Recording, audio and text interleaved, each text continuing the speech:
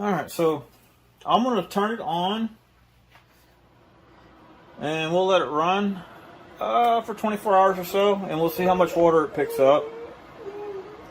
Got different speeds. Got a timer on it too. Alright, so I'm going to let it run for 24 hours. We'll come back and check it and see how it does. And if everything looks good, I'll probably go ahead and hook it up to a drain spout that I have over here and let it drain out.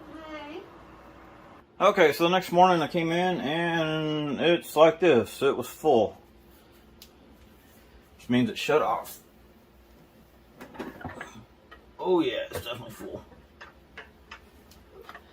So that's how much water it took out. Well, somewhere around 12 hours.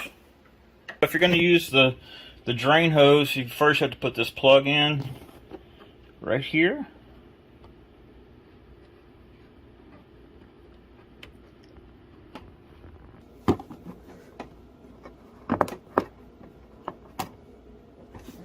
And then here on the back, remove this plug and put the hose in.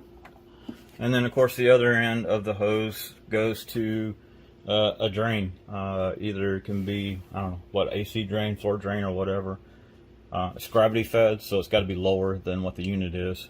A couple of cautions I didn't bring out, that I didn't talk about before, is don't place it near chemicals, furnace, any gas appliance,